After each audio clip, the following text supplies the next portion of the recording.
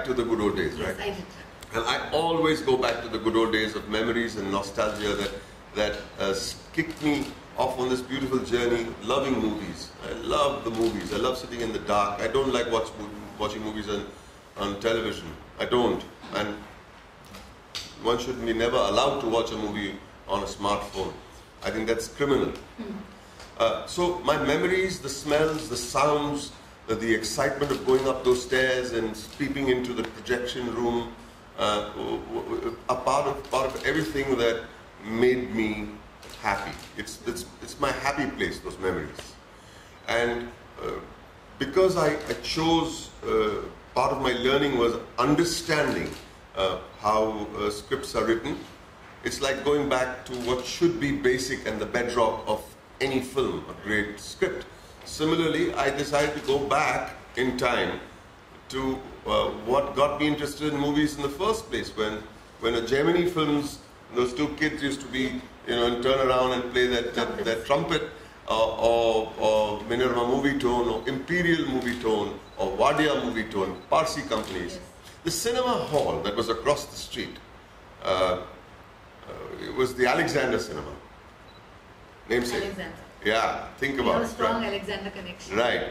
And that was my cinema paradiso for years. Till I was a married man when they changed the kind of movies that they used to show there. That was owned by Adesha Irani. Okay. Adesha Irani being the producer and director of Alamara, our first talkie.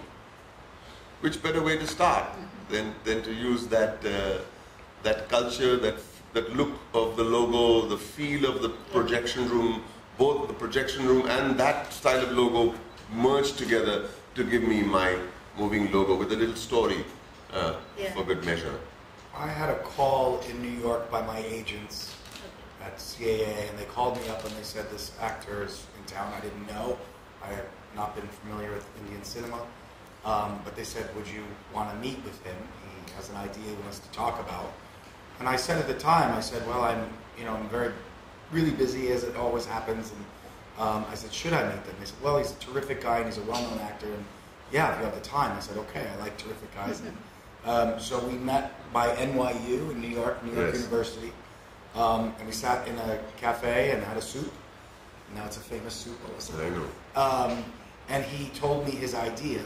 Well, first we got to know each other, and we have very similar backgrounds. I grew up across the street from the Criterion movie theater. We both grew up very similarly. We're both not formally educated. We're both very sort of instinctual creatures. And we got along immediately. And then he told me his idea. And the minute I heard the idea, I said to myself, oh, no. Because I was ready to shake his hand and go away. And I said, this idea is too beautiful. And so I got excited, and he'll tell you, I took out a napkin and I was thinking about the structure of what the film could be, and from that day on, we just became closer and closer. 6 years ago, I think. And so not only do we share this film that we've been talking about for 5 years, but we share a friendship now, and so that's how it happened, I think, as I remember it. Exactly, except that the soup was terrible. It was bad soup. Very good. Yeah. Bad soup results in a good friendship, so I guess it's totally worth it. I didn't say that now, you're putting it. I'll say that.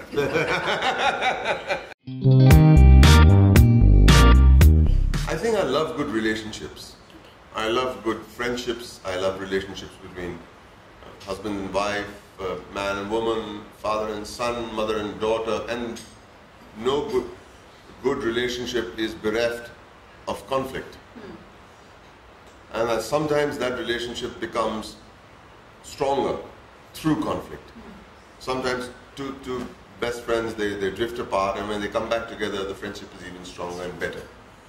And I wanted to play off that conflict, which emanates from love, actually. A conflict doesn't necessarily emanate from hatred. It emanates from love and not understanding how much you might love someone and have no reason as to why you are in conflict with someone. So many relationships go sour, and you ask husbands and wives sometimes, what was it we were fighting about? We don't know. What was it that we were fighting about last night, where you almost came to blows and you left the house?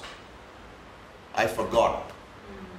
Can we put your finger? Can you put your finger on it? No, because then this world would be a very boring place.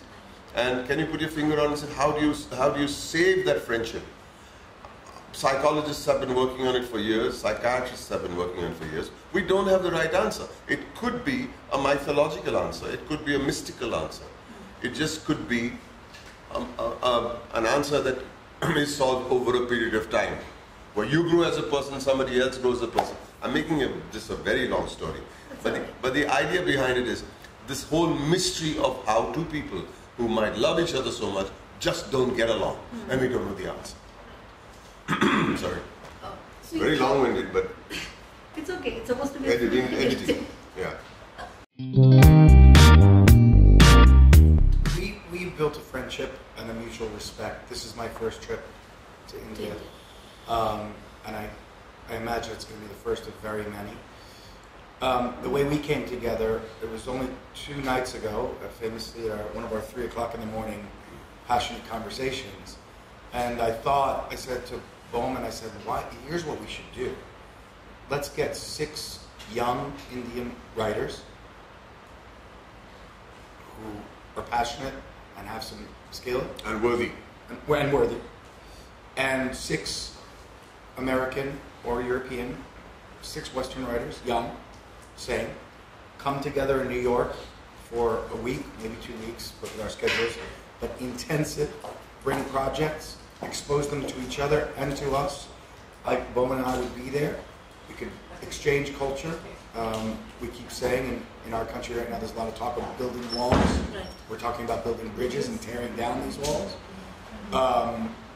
And in that case, I could invite my colleagues who are very well respected writers, directors, to come in for a day, pop in, just expose them to a culture of, and this is, now we have Indian, American, Mexican, British, and now we're putting a melting pot together and create something new and learn from each other. And I was saying what we should do is 2 a year and then send the 6 here to see what the Bollywood culture, to explore the basis of mythical storytelling, which is what Hollywood is doing anyway with the superhero movies, and really cultivate something and maybe plant some seeds that will actually affect change. Well, I don't want to sound like, insulting, but yes, maybe. So I'm going to be in trouble for making this statement. But in many ways, I think if not, at least for students, to understand what Alex keeps saying is about craft. Get the craft in place. It'll become so much easier and the struggle so much less. It's like saying, Alex mentioned this again yesterday, it's teaching a kid how to cycle and saying, Daddy won't hold your seat while pushing your cycle, or we won't give you training wheels.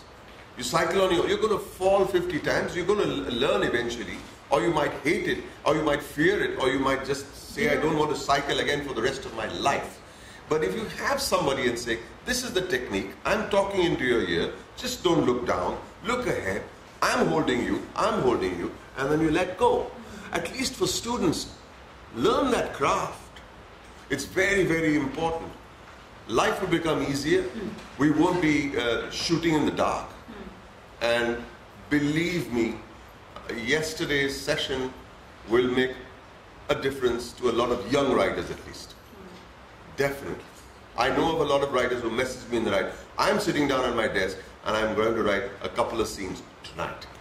That's inspiring. Even if 5 writers get influenced by this whole exercise, 2 writers, 1, I'm okay with it. Totally worth it's it. worth it. Did that need editing? No, that was good. That's perfect. That was much